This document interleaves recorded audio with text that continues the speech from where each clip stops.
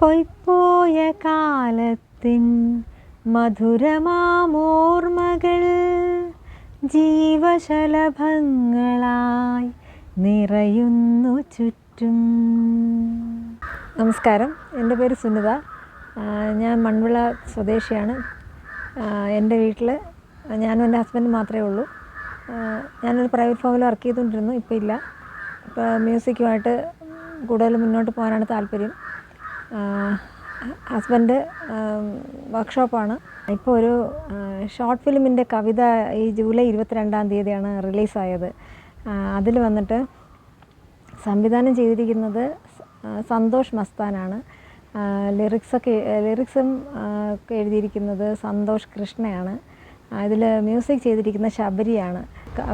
കവിതയാണെങ്കിൽ പോലും അത് പാടാൻ സാധിച്ചതിൽ വളരെയധികം സന്തോഷമുണ്ട്. പിന്നെ എന്നെ ഇതിൽ ഈ കവിത ആലപിക്കാൻ എന്നെ ഇൻട്രൊഡ്യൂസ് ചെയ്തത് എൻ്റെ ക്ലാസ്മേറ്റ് രാംലാലാണ്. അദ്ദേഹമാണ് എന്നെ ഇതിലോട്ട് ഇൻട്രൊഡ്യൂസ് ചെയ്തത്. ഒരുപാട് നന്ദിയുണ്ട് രാംലാലിന്. കവിത വന്നിട്ട് ഒരു ജേണി വിത്ത് ആമി എന്ന് പറയുന്ന ഷോർട്ട് ഫിലിമിൻ്റെ പേര്. അത് വന്നിട്ട് ഒരു കുഞ്ഞുകുട്ടി മോള് വന്നിട്ട് കാഴ്ചയില്ലാത്തൊരു കുട്ടിയാണ്.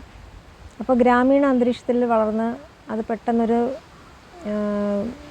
നഗര ജീവിതത്തിലോട്ട് മാറുമ്പോൾ ഉണ്ടാകുന്ന സംഭവ വികാസങ്ങളാണ് ആ ഷോർട്ട് ഫിലിമിൽ അവതരിപ്പിച്ചിരിക്കുന്നത്.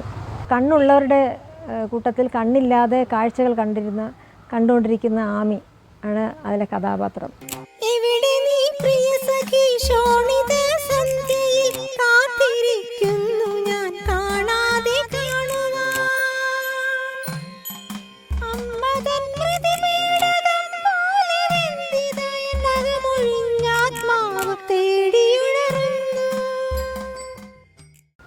ആമിയെ വളർത്തുന്ന അമ്മുമ്മയാണ്.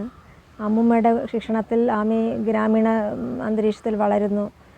കിളികളുടെ ശബ്ദവും കായലും കുളങ്ങളും തോടുമൊക്കെ ആയിട്ട് ഗ്രാമീണ അന്തരീക്ഷത്തിൽ വളരുന്ന ഒരു കുട്ടി പെട്ടെന്ന് നഗരമധ്യേ പോയി ഒരു ഫ്ലാറ്റിൽ താമസിക്കാൻ ഇടവരുന്നു. അപ്പോൾ അവിടെ ഉണ്ടാകുന്ന സംഭവങ്ങളാണ് ഈ ജേണി വിത്ത് ആമി. ആ കുഞ്ഞ് വളർന്നതിന് ശേഷം ആ കുട്ടി ഓർക്കുന്നതാണ് കവിത.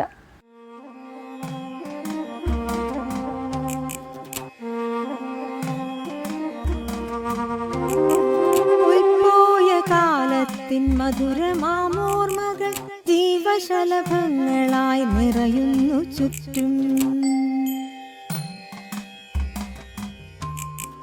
ജനമൃതി മധ്യത്തിൽ ഞാനോ തിരയുന്നു പരിചിത കോകില സ്വരസൗരഭ്യം, പരിചിത കോകില സ്വരസൗരഭ്യം.